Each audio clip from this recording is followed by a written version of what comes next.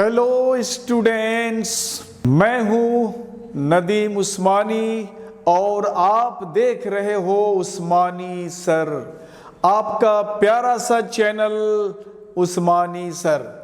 बच्चों, आपने अभी अभी 10th करके 11th में आपका एडमिशन होने जा रहा है। अब 11th की तैयारी में आप आ गए हो, अपने को मोल्ड कर लिए हो और एक टारगेट को आप फिक्स करके उसमें आप बिल्कुल उतर चुके हो।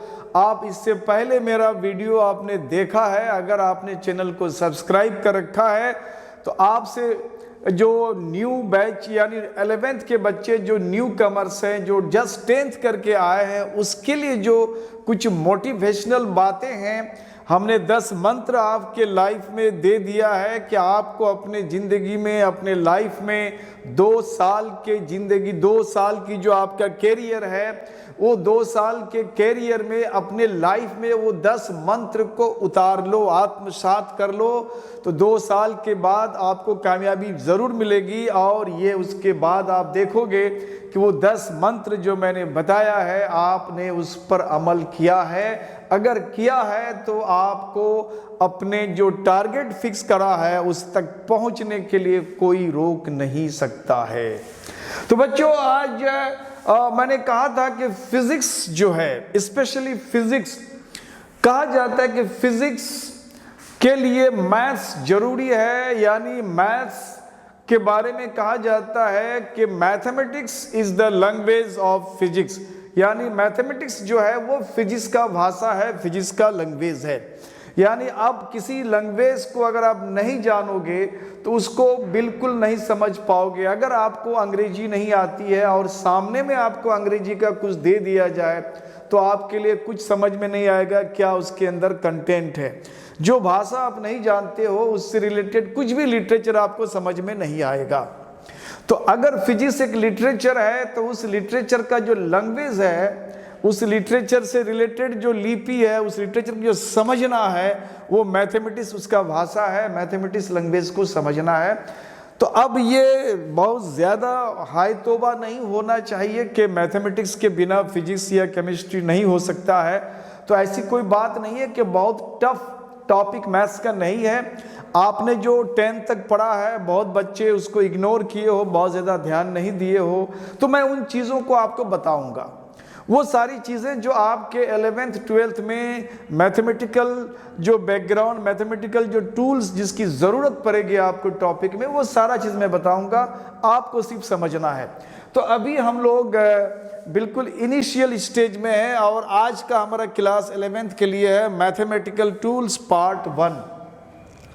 तो मैथमेटिकल टूल पार्ट 1 में हम लोग सबसे पहले देखेंगे, मैंने वहाँ पे जो वीडियो अपलोड कर रखा है उसमें मैंने दे रखा है कि मैथमेटिकल टूल्स में किन किन टॉपिक को पढ़ना है, क्या क्या पढ़ना है, वो हमने सब लिख दिया है। आप उस वीडियो को ज़रूर देखो, क्या क्या टॉपिक पढ़ना है। उस टॉपिक के अंतर्गत सबसे पहले हम आज बात करेंगे अलजबरा का। तो अलजबरा का हम बात करते हैं और अलजबरा में हमें क्या क्या ज़रूरत पड़ेगा, तो उन चीज़ों को हम लोग यहाँ पे देखते हैं। तो अलजबरा में जो हमें ज़रूरत पड़ेगा वो कुछ इस तरह से होगा। अलजबरा में जो हमें ज़रूरत पड़ेगा वो कुछ इस तरह से होगा। अलजबरा, बच्चों आपने जो 10th करा है तो अलजबरा से रिलेटेड बहुत सारे फॉर्मूलाज, बहुत सारे टॉपिक्स वगैरह किया है, तो पूरा नहीं करना है। ऐसा नहीं कि आपने 10th किया है तो वो सारी चीज़ आपको याद रखना पड़ेगा, ऐसा कुछ नहीं है। जो इम्पॉर्टेंट चीज़ है, जिन चीज़ों की ज़रूरत पड़ेगी वो मैं बता रहा हूँ, उसको आप देखो। तो सबसे पहले ये है कि आपने अलजबरा में कुछ फॉर्मूला पढ़ा होगा बच्चों, जैसे a+b होल स्क्वायर करा होगा आपने, सबको याद होगा, a² + 2ab + b²। इसी तरह से आपने a - b होल स्क्वायर करा है, तो ये है a² - 2ab + b²। इसी तरह से a + b होल क्यूब भी आपने करा होगा, तो ये है a³ 3a² b + 3ab² + b³। इसी तरह से फिर अगला एक और माइनस वाला भी देखा होगा, तो ये आपने करा होगा a cube minus 3a² b plus 3ab square minus b cube. उसके बाद कुछ फैक्टर आपने करा होगा a² माइनस b², तो ये a minus b into a plus b। और फिर नेक्स्ट फैक्टर आपने करा होगा a cube minus b cube का, तो ये होता है a minus b a² plus ab plus b²। और फिर आता है a cube plus b cube का फैक्टर, तो ये है a plus b a² minus ab plus b²। इतनी सारी चीज़ें आपने 10th क्लास तक करा है, बिल्कुल आप जानते हो, आपके लिए शायद ये नया नहीं होगा, और अगर है तो आप इसको पॉज करके आप लिख सकते हो। तो ये हमारा कुछ बेसिक फार्मूला है जो अब यहाँ पे आपको फिजिक्स में, केमिस्ट्री में आपको इन फार्मूलाज की ज़रूरत पड़ेगी, तो इतना तो आपको जानना है। उसके अलावे आपको और भी कुछ और फार्मूला जानना है। बच्चों आपने a plus b whole square, a minus b whole square, a plus b whole cube minus whole cube, ये आपने देखा होगा। तो ऐसा भी हो सकता है कि आपको अगर a plus b whole power 4 कर दिया जाए, या a plus b whole power 5 कर दिया जाए, या a minus b whole power 6 कर दिया जाए, 60 कर दिया जाए, या a plus b whole power -2 कर दिया जाए, तो इस तरह का पावर आपने देखा भी नहीं होगा और ये आपको फॉर्मूला बताया भी नहीं होगा, और चूंकि इसकी ज़रूरत भी आपको नहीं पड़ी होगी तो आपने सब नहीं किया होगा। चूंकि अब हमें फिजिक्स में या केमिस्ट्री में इस तरह के फॉर्मूलाज की भी ज़रूरत पड़ेगी, तो बच्चों आपको ये भी जानना पड़ेगा ये फॉर्मूला को कैसे याद रखना है, कैसे ये फॉर्मूला को आप याद करोगे। इस तरह से हम लोग जो एक्सपेंशन किया था कि a plus b whole square का ये फार्मूला है, होल क्यूब का ये फार्मूला है, तो उस तरह से आपको याद नहीं रखना है, और याद भी नहीं रख पाओगे। हमने तो यहाँ 4 दिया, -4 भी हो सकता है, 5 दिया, -5 भी हो सकता है, या 5/2 भी हो सकता है। 5 है तो a plus b whole power 5/2 भी हो सकता है। उसी तरह से हमने कहा कि a plus b whole square है तो यहाँ 1/2 भी हो सकता है। तो कितना फॉर्मूला याद करोगे, तो इसके लिए आपको ट्रिक मैं बताता हूँ, आप ट्रिक से वो सारे फॉर्मूला को याद कर सकते हो, आसानी से याद हो जाएगा। तो उसके लिए एक सिंपल ट्रिक मैं बताता हूँ। उस ट्रिक में हमारा एक वर्ड इस्तेमाल होगा, मैथमेटिकल टर्म यूज होगा, वो है फैक्टोरियल। तो पहले इस फैक्टोरियल को हम लोग जानने, इसका भी इस्तेमाल आपको फिजिक्स में किया जाएगा, बहुत जगह न्यूमेरिक्स में। तो ये फैक्टोरियल को पहले जान लेते हैं हम लोग, ये फैक्टोरियल क्या है। तो फैक्टोरियल का एक सिंबल है ये, और एक दूसरा सिंबल है इस तरह का। ये दोनों सिंबल को हम लोग मैथ्स में फैक्टोरियल कहते हैं। जैसे इसको ऐसे लिखना है तो इसको बोलेंगे फैक्टोरियल 1। क्या पढ़ेंगे इसको, मैं लिख देता हूं यहाँ पे फैक्टोरियल 1। और उसी तरह से अगर यहाँ हमने 2 लिखा तो इसको बोलेंगे फैक्टोरियल 2। फैक्टोरियल ये 1 हो गया, उसके बाद होगा फैक्टोरियल 2, इसी तरह से यहाँ हो जाएगा फैक्टोरियल 3। तो ये वैल्यू कैसे निकालते हैं हम लोग, तो कहा जाता है जिस नंबर का फैक्टोरियल होगा उस नंबर से घटते हुए 1 तक पहुंचना है। चूंकि तो 1 खुद ही है तो इसलिए ये फैक्टोरियल 1 का वैल्यू 1 आ गया। उसके बाद फैक्टोरियल 2 आता है, तो 2 से स्टार्ट करेंगे और मल्टीप्लाई करेंगे, यानी फैक्टर बनाएंगे एक एक डिजिट घटाते हुए। तो 2 के बाद एक डिजिट घटेगा, कितना आएगा 1, और उसके बाद तो नहीं घटा सकते हम लोग। तो ये हो गया फैक्टोरियल 2 का वैल्यू। फैक्टोरियल 3 से स्टार्ट करेंगे 3, उसके बाद यहाँ 1 माइनस करोगे, एक एक डिजिट घटते हुए 1 तक आना है, तो ये हो गया 6। इसी तरह से आप फैक्टोरियल 4 का वैल्यू निकाल सकते हो, 4, 3, 2 और 1। 4 3 जा 12, 12 2 जा 24, ये हो गया 24। इसका मतलब है ये फैक्टोरियल का वैल्यू आप आराम से निकाल सकते हो, किसी भी इंटीग्रल, पॉजिटिव इंटीग्रल वैल्यू का फैक्टोरियल होता है बच्चों। तो हम लोग यहाँ जब फैक्टोरियल की बात करेंगे तो हमारे दिमाग में ये आना चाहिए कि फैक्टोरियल किस किस का होगा, तो पॉजिटिव होगा और इंटीजर होगा, इंटीजर यानी पूर्णांक, हिंदी में बोलते हैं धन पूर्णांक होना चाहिए। कौन पूर्णांक? धन पूर्णांक। यानी फैक्टोरियल फ्रैक्शन का नहीं होता है, जैसे अगर ये बोलेंगे 3/2 का नहीं होगा, इसको फ्रैक्शन कहते हैं, या माइनस का नहीं होगा, जैसे -6 का हो गया, तो नेगेटिव का नहीं होगा और फ्रैक्शन का नहीं होगा। तो हमेशा फैक्टोरियल ध्यान रखना है कि पॉजिटिव इंटीजर का होगा, धन पूर्णांक का होगा, तो बाकी का फैक्टोरियल नहीं होता है। तो पहले तो हमको ये समझना है कि फैक्टोरियल क्या था। उसके बाद अब हमने कहा कि अगर आपको हायर पावर्स का वैल्यू जानना है, हायर पावर्स का मतलब है कि a+b² तक तो हमने याद रखा है, 10 तक पढ़ा है। अब a+b³ की जगह a+b पावर -3 दिया हुआ है, तब हम कैसे करेंगे? -2 दिया हुआ है, तब कैसे करेंगे? उसी तरह से अगर 2 3 से हट के 4 5 6 7 8 9 10 के बाद 100 20 200 कुछ भी हो सकता है पावर, व्हाटएवर। तो ये सारे पावर्स के वैल्यू को कैसे एक्सपेंड करेंगे, कैसे याद रखोगे? तो उसके लिए मैं एक जनरल फॉर्मूला बताता हूं बच्चों, a+b और यहाँ पावर यहाँ n कर देते हैं। अभी हम लोग क्या कर देते हैं? n कर देते हैं। तो ये हो जाएगा, हमारे पास दो टर्म है, एक a है और एक b है, दो टर्म है। तो इसको हम लोग बाइनोमियल कहते हैं। क्या कहते हैं? Binomial, binomial. और इस फॉर्मूला को हम लोग थ्योरम कहते हैं, बाइनोमियल थ्योरम। बाई का मानी होता है 2 यानी 2 है, और नोमियल का मानी होता है बच्चों टर्म, नोमियल का मानी होता है टर्म्स। तो दो टर्म हमारे पास है यहाँ पे a और b, और इस n को पावर कहते हैं, घातांक कहते हैं, इंडेक्स कहते हैं। तो ये इस तरह के जो थ्योरम फॉर्मूला है बच्चों, इसको हम लोग बाइनोमियल कहते हैं। तो सबसे पहले जो हमारे पास, जैसे आपने a+b² करा है, तो आपने क्या करा? यहाँ पे a² करा, उसके बाद 2ab करा, उसके बाद b² करा। तो हमारा शुरू में पहले टर्म का हायर पावर यानी 2, और फिर लास्ट में जो हमारा सेकेंड टर्म है उसका हायर पावर यहाँ पे 2।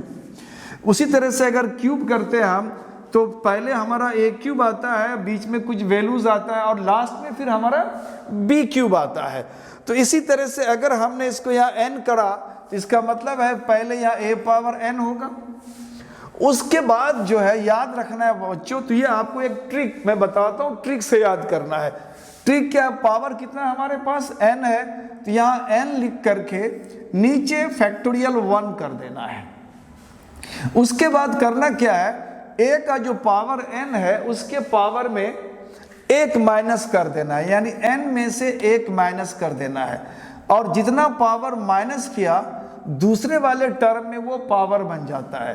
तो दूसरे वाले पावर में अब यहाँ हमने n में 1 माइनस किया तो इसका पावर 1 बन गया। तो वैसे भी 1 पावर अंडरस्टूड है, नहीं दिखाते हम लोग। उसके बाद अगला क्या है हमारा? यहाँ n आ गया, उसके बाद n में से 1 और माइनस करके यहाँ बैठा दो, और नीचे अब फैक्टोरियल 2 हो जाएगा। उसके बाद हम लोग क्या करेंगे? a का पावर में हमने यहाँ 1 माइनस किया है, हर बार 1 माइनस करना पड़ेगा, तो 1 और माइनस करेंगे तो यानी n में से हमारा 2 माइनस हो जाएगा। तो b का पावर यहाँ 2 हो जाएगा, जितना यहाँ माइनस होगा उसके वैल्यूज में उतना पावर वो b का बन जाएगा।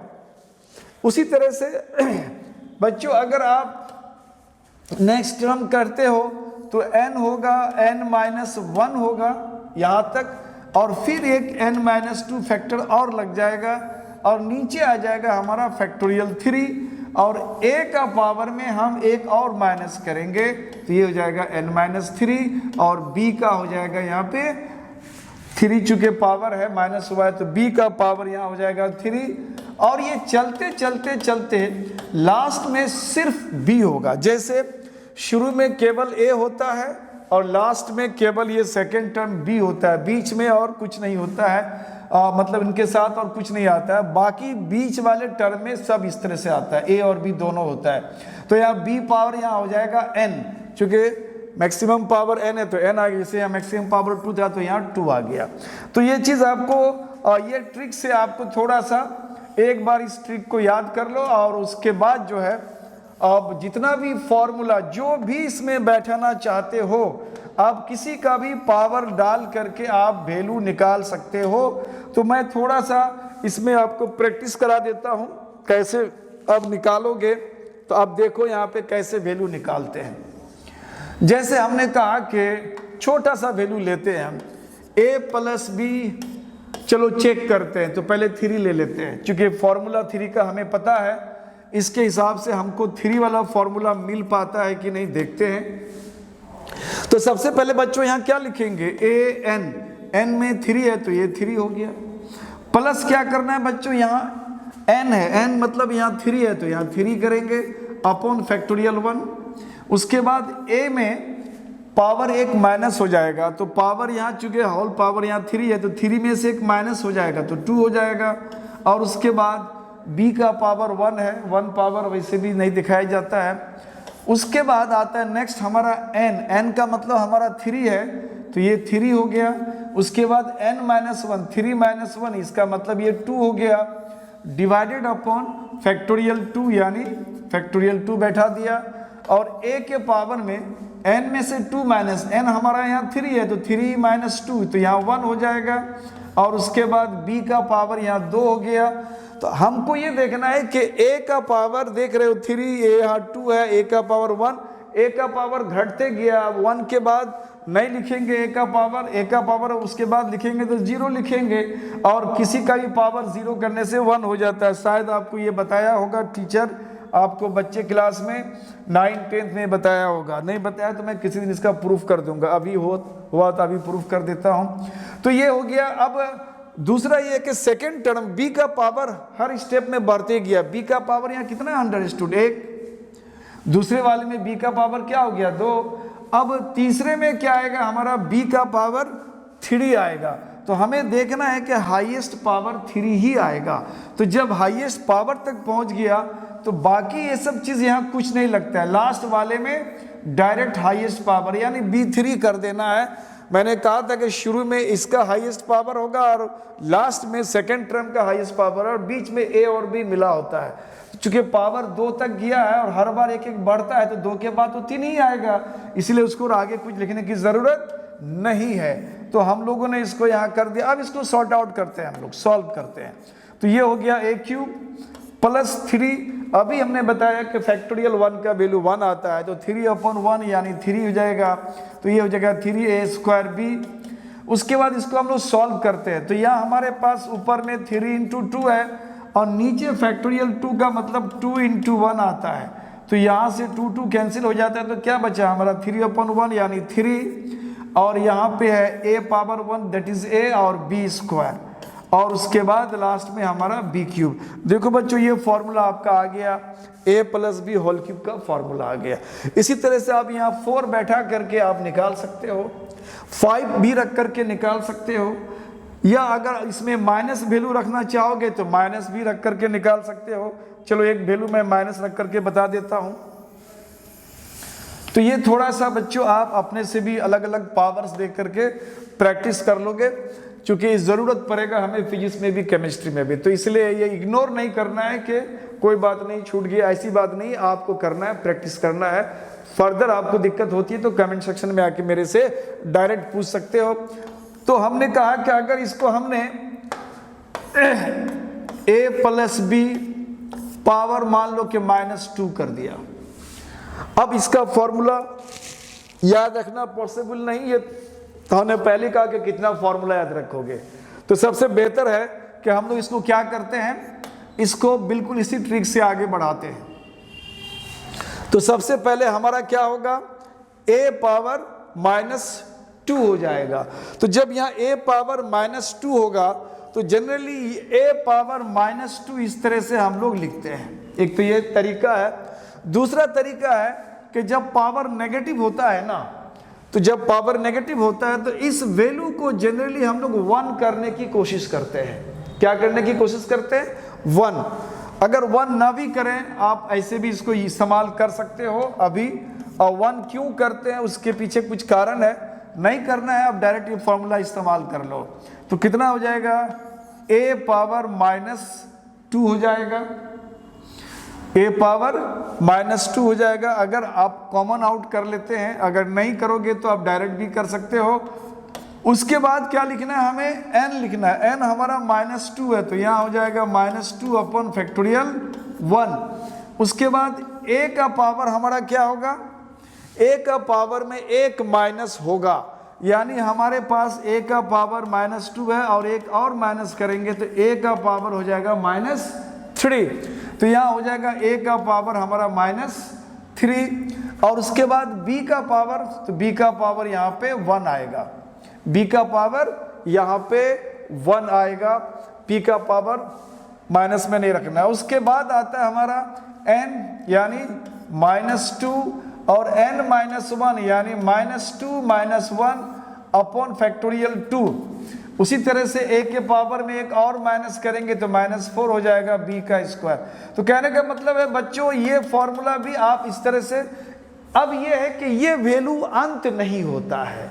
माइनस अगर पावर है, जैसे हमने इसको कहा कि लास्ट में सेकेंड टर्म का वैल्यू बैठा के छोड़ देते थे, इसमें अंत नहीं होता है, ये अनंत तक जाता है, ये कभी खत्म नहीं होने वाला है। अगर पावर माइनस में होता है तो ये कभी भी एंड नहीं होगा। तो इसका स्पेशल यूज है, कुछ कुछ जगह ग्रेविटेशन में जाओगे फिजिक्स का तो वहाँ पे माइनस पावर का वहाँ पे इस्तेमाल होगा, तो वहाँ पे उसको हम लोग देखेंगे। तो ओवरऑल बहुत ज़्यादा इसमें टेंशन नहीं लेना है। तो ये फॉर्मूला कुछ पॉजिटिव पावर्स के लिए आप प्रैक्टिस कर लोगे। दूसरा ये बच्चों, आपने मेंसुरेशन पढ़ा होगा जिसको आप क्षेत्रमिति कहते हैं, तो उसमें आपने सर्कल पढ़ा होगा और उसके बाद आपने बेलन पढ़ा होगा जिसको हम लोग सिलेंडर कहते हैं, गोला पढ़ा होगा स्फीयर कहते हैं। तो इन सब का क्षेत्रफल, पृष्ठ क्षेत्रफल और आयतन, ये जो फॉर्मूला है तो ये थोड़ा सा आपको याद रहना चाहिए। तो बहुत ज़्यादा भी नहीं है, तो उसमें आपको मैं बता देता हूँ किस किस की ज़रूरत पड़ेगी। तो आपको सर्कल का पड़ जाएगा ज़रूरत, सर्कल का दोनों यानी सरकमफेरेंस जिसको परिधि कहते हैं और क्षेत्रफल। तो इसका सरकमफेरेंस यानी परिधि या परिमाप और उसके बाद उसका क्षेत्रफल एरिया जिसको हम लोग क्षेत्रफल कहते हैं। तो ये आपको इसका याद रखना है। उसके बाद आता है बच्चों आपको सिलेंडर जिसको हम लोग बेलन कहते हैं, सिलेंडर का। तो सिलेंडर का टोटल सरफेस एरिया पढ़ना है, टोटल सरफेस एरिया का फॉर्मूला जानना है। और टोटल सरफेस एरिया को हम लोग बोलते हैं पूर्ण पृष्ठ क्षेत्रफल, पूर्ण पृष्ठ क्षेत्रफल याद रखना है बच्चों।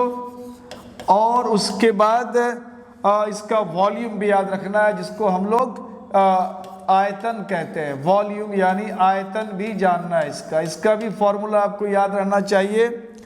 और इसके बाद ओपन सिलेंडर है, क्लोज सिलेंडर है, both side both and open है, इस तरह से इसका एरिया कैसे कैसे निकालना है आपको हो सकता है बताया गया हो, नहीं बताया गया तो मैं थोड़ा सा यहाँ बता दूंगा, लेकिन फॉर्मूला आपको मेंसुरेशन में है, 10th में आपने किया होगा, वो आपको याद रखना है। उसके बाद आता है आपको स्फीयर, सर्किल को हिंदी में हम लोग वृत्त कहते हैं। थोड़ा सा मैं पहले इंग्लिश में लिख देता हूँ। उसके बाद इसमें आपको टोटल सरफेस एरिया भी आता है, टोटल सरफेस एरिया या सरफेस एरिया ही बोलते हैं इसको, पूर्ण पृष्ठ क्षेत्रफल, और इसका भी वॉल्यूम आता है, ये भी याद रखना है, आयतन। उसके बाद आता है कोन के लिए टोटल, यहाँ भी आता है टोटल क्षेत्रफल यानी surface area, total surface area. और इसके बाद इसमें भी आता है वॉल्यूम। और उसके बाद आता है इसमें वक्र पृष्ठ, कर्व्ड एरिया या कर्व सरफेस एरिया, हिंदी में वक्र पृष्ठ कहते हैं, वक्र पृष्ठ क्षेत्रफल। तो बेसिकली सर्कल, सिलेंडर, स्फीयर और कोन, यानी हिंदी में मैं इसको कन्वर्ट कर देता हूँ। सर्कल को हम लोग बोलते हैं वृत्त, इसको बोलते हैं बेलन हिंदी में, और इसको बोलते हैं गोला। और इसको हम लोग बोलते हैं शंकु। तो ये सब फॉर्मूला थोड़ा सा याद रखना है, और इन फॉर्मूला में बच्चों पाई का इस्तेमाल होता है, पाई का इस्तेमाल होता है। तो थोड़ा सा मैं पाई के बारे में बता दूं, और ये फॉर्मूला याद रखने के लिए बहुत ज़्यादा आपको मेहनत नहीं करना पड़ेगा। अगर आपने 10th तक अच्छे से मेंसुरेशन वगैरह किया होगा तो मेरे ख्याल से फॉर्मूला आपको याद ही होगा, और नहीं तो कुछ ट्रिक वगैरह मैं बता देता हूँ थोड़ा सा याद करने के लिए। तो अभी जो है थोड़ा सा मैं पाई का जो इस्तेमाल करते हैं, जैसे सरकमफेरेंस परिधि के जो माप है वो 2 पाई आर आपको याद कराया गया है, और वृत्त का जो क्षेत्रफल है वो पाई आर स्क्वायर यानी आर त्रिज्या रेडियस है। तो ये फॉर्मूला आपको जो याद करना है ये किए है। तो पाई के बारे में शायद आपको अगर बताया है तो अच्छी बात है, नहीं बताया है तो मैं बता देता हूँ। यहाँ एनबी करके मैं पाई के बारे में बताता हूँ। ये पाई जो लेटर आप इस्तेमाल करते हो, और आपको पाई के बारे में कहता है कि इसका वैल्यू जो है 22/7 होता है, और इसी को रफली डिवाइड करोगे तो 3.14 के आसपास आता है। तो कहने का मतलब है ये पाई जो है ये वैल्यू कहाँ से आया, क्यों लेते हैं। तो बच्चों ये पाई जो है ना, पाई कोई मैथमेटिकल सिंबल नहीं है, इस्तेमाल करते हैं हम लोग। एक्चुअली वो ग्रीक जो है, ग्रीक यूनानी भाषा जो होता है उसका एक लेटर है। जिस तरह से हमारे अंग्रेजी का लेटर है ABCD, हिंदी में क ख ग, उर्दू में अलिफ बा ता, ये सब है, उसी तरह से ग्रीक भाषा का एक लेटर है पाई। तो मैथमेटिक्स में ग्रीक लेटर्स का बहुत ज़्यादा इस्तेमाल करते हैं, जैसे अल्फा, बीटा, गामा, थीटा, ऐसा आपने पढ़ा होगा। एंगल को थीटा बराबर लिखते हैं हम लोग अक्सर। तो ये ग्रीक का लेटर्स जो है बहुत ज़्यादा इस्तेमाल होता है साइंस में। तो ये भी जानना है ये ग्रीक लेटर है, एक्चुअली वो है क्या। तो पाई जो इनिशियली मैथमेटिशियन जो पाई पर काम करने लगा तो उन लोगों ने क्या करा, एक उसमें से उन लोगों ने एक सर्कल बनाया। जैसे ये हमारा एक सर्कल है, और इस सर्कल में एक हमारा यहाँ डायमीटर ले लिया, ये हमारा उसका डायमीटर है जिसको हम व्यास कहते हैं। और डायमीटर जो है वो जनरली डायमीटर जो होता है वो रेडियस का, यहाँ से लेके यहाँ तक तो ये रेडियस कहलाता है। तो रेडियस का डबल होता है, तो ये डायमीटर का वैल्यू हुआ। तो सर्कल बनने के बाद ये देखा गया कि ये जो सरकमफेरेंस है, परिधि है, जिसको हम लोग सरकमफेरेंस कहते हैं, सरकमफेरेंस यानी परिधि या परिमाप। परिधि की लंबाई कितना है, और उस परिधि की लंबाई को यहाँ व्यास लेंथ की लंबाई का जो रेशियो है वो 22/7 आता है। इसका मतलब है कि अगर इसको हम फिक्स कर लेते हैं तो कोई एक लेटर से इसको हम लोग रिप्रेजेंट करना चाहते हैं तो ग्रीक का लेटर पाई का इस्तेमाल करते हैं, अदरवाइज पाई का यहाँ पे कोई मतलब नहीं होता है। पाई एक ग्रीक लेटर है, तो इसको रिप्रेजेंट करने के लिए हमने पाई ले लिया। अब इसका मतलब ये हुआ कि पाई जो हमारा 22/7 है, इस वैल्यू को हमने यहाँ एक्चुअली ये हमारा वैल्यू हो गया, सरकमफेरेंस को C लिखते हैं और डायमीटर को D लिखते हैं, और ये वैल्यू को हमने 22/7 को रिप्रेजेंट करा पाई से, और C इक्वल टू हो जाएगा पाई इंटू D, ये D इधर आ जाएगा, और फिर पाई और D जो है वो डायमीटर जो होता है रेडियस का, त्रिज्या का दुगुना होता है, तो ये ट्वाइस ऑफ R हो गया। इसका मतलब है कि C का जो वैल्यू आ गया 2 पाई R आ गया। बच्चों आपने मेंसुरेशन में सर्किल का जो सरकमफेरेंस का वैल्यू है तो आपने C बराबर या परिधि बराबर 2 पाई R इसको याद रखा है। तो इसी तरह से पाई का मैंने कॉन्सेप्ट दे दिया, पाई क्या है, आपको पाई का नॉलेज आ गया। बाकी जो हमने फिगर बताया मेंसुरेशन में, सर्कल है हमारा, सिलेंडर यानी बेलन है, स्फीयर यानी गोला है, कोन यानी शंकु है, तो इन सब का क्षेत्रफल हुआ और उनका जो वॉल्यूम वगैरह हुआ, ये सब थोड़ा सा आपको याद रखना पड़ेगा। इसकी ज़रूरत आपको फिजिक्स में, केमिस्ट्री में अक्सर आने वाला है। तो इस तरह से आप, इससे पहले मेरा वीडियोस आपने देखा होगा कौन कौन टॉपिक पढ़ना है, तो आप ये सारे वीडियोस को 1 बाय 1 देखो। आपका कॉन्सेप्ट क्लियर होना बहुत ज़रूरी है, क्योंकि आप इन चीज़ों को समझे बिना मैथमेटिक्स की नॉलेज, सारी डीप नॉलेज नहीं चाहिए। जितना चाहिए मैं उतना बता रहा हूँ, कितना ही आपको ज़रूरत पड़ेगी फिजिक्स का। इसको आपको क्लियर कर लेना चाहिए। अब इससे हटके थोड़ा सा अलजबरा में आपको याद रखना होगा बच्चों, वो है द्विघात समीकरण, क्वाड्रेटिक इक्वेशन। तो आपने पढ़ा ही होगा, उसका मूल का बारे में पढ़ा होगा, उसका डिस्क्रिमिनेंट पढ़ा होगा। तो ये सारी चीज़ें आपको अंडर 10 का है, तो ये सारी चीज़ आपको क्लियर होना चाहिए। इस तरह से हमारा कुछ वीडियोस और आएगा मैथमेटिकल टूल्स पे, तो अगला जो हमारा वीडियो आएगा उसको आप जरूर देखें, ये सारे कॉन्सेप्ट आपको क्लियर हो जाएगा। Thank you for watching my channel, keep it up. आप इस तरह से हमसे बने रहें और आप फायदा लेते रहें। Thank you.